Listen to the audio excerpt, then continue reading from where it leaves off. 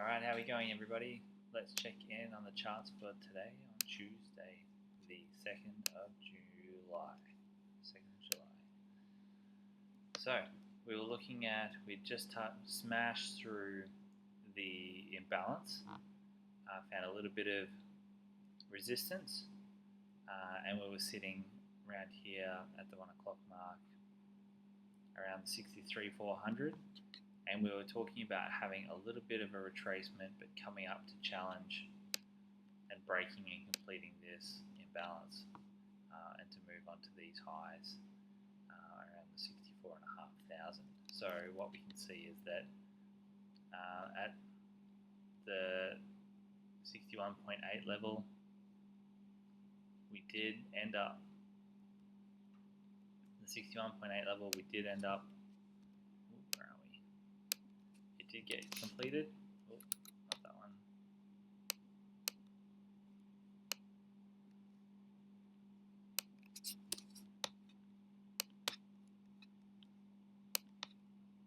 So we did mitigate that low as a liquidation grab, and within this imbalance we did liquidate from all the way back, this level back here. So that was fulfilled as well, which is a really nice grab to take as well. So it's nice to see that we've come through, and we've come through, mitigated, come up, mitigated, and now we've come back through. But now we are looking at whether we're going to go, is our next bias for today, are we looking at highs or lows? So that is an interesting perspective. So as we can see on the hourly, let's just make this a little bigger. On the hourly, using the AO indicator, we've got higher highs, we've got lower highs.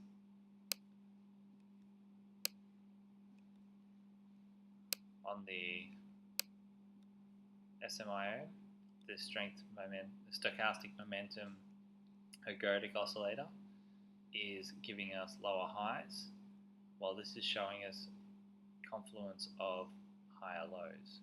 So we do have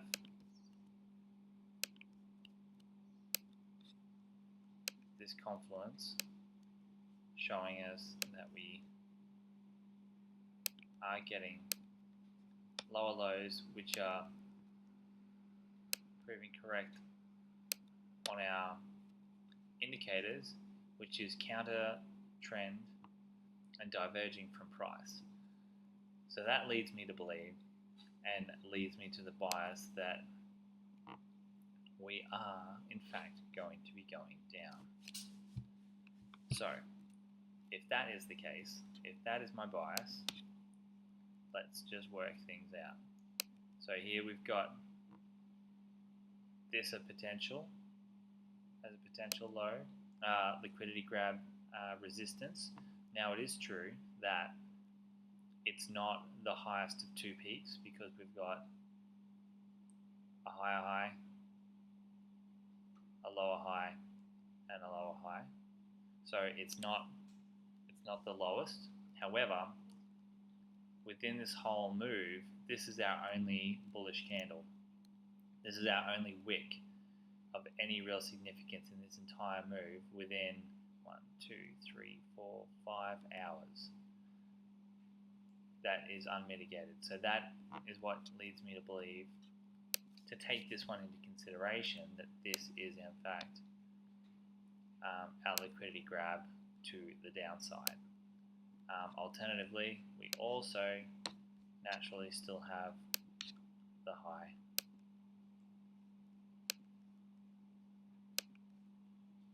So there are 2 points. I'll put an alert on this one for myself. And if we look to the supporting areas, we do have the 618 zone is definitely still in play. So even though we've liquidated here, we mitigated some orders through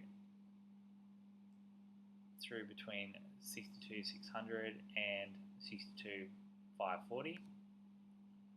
We have come down, we've taken some liquidity, and then we've moved away. Now, when we've moved away, we have left extra liquidity in the market. So that is another area where we will place at the 618. So it is still sitting as support, which is good to see. So we're still playing within the range of, we are still sitting in the range between the 50% retracement and the 61.8% retracement, which is okay. It does lead us to the negative half of the retracement, but it certainly doesn't mean that it's all over, Red Rover. Alright, so does this give us an approximately 1% difference between the two? It's 96.96% between this liquidity grab and this liquidity grab. I think look, it's pretty close, but let's just see how the market moves. It's obviously had a massive flush out a few days ago. It's charged up, it's consolidating, it's been a day of consolidation, so it's obviously just starting to tighten everything up. Notice how that would also include give support as to why the Awesome Oscillator is tightening and coming closer to zero. That means that the 5 moving average and the 34 moving average is coming closer. So they're starting to move in synchronicity. They're synchronized to themselves, which is very tight. So we're either going to see, so I believe that we are either going to see a move down to grab here to move higher. I still believe we are going to challenge this 50% mark at the 0.5. However, we might also come up, grab this liquidity and move further down to break this 618 and start to challenge this daily imbalance, which within itself still has that liquidity grab near the 618 of this current impulse, and there's a liquidity grab very close to the 786 retracement of that move. So both of those, the 618 and the 786 liquidity grabs, are very significant areas, which is going to show a lot of support, which is what we need to move forward and grow to higher prices. So hopefully that this short term with these lower highs on both the indicators, the Awesome Oscillator and the SMIO.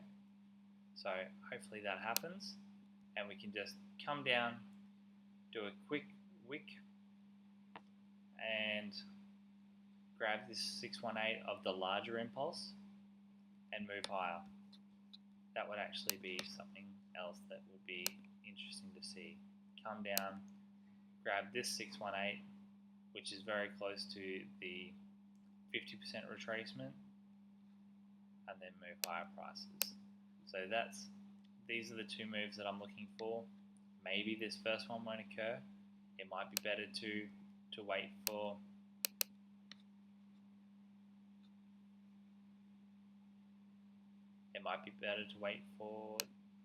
for instance, where's a better color? Might be better to wait for this one, the orange move, where we can come back and grab a deeper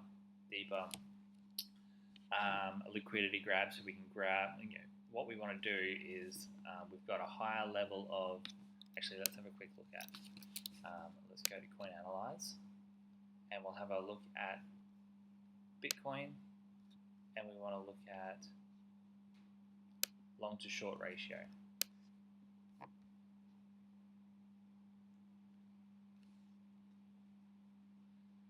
So the current long to short ratio is 1.78. So 64% of the market is long, 35.92% is short. So that gives evidence, as you can see, the long to short ratio is massively out of balance. It's so off kilter. Wow, it used to be a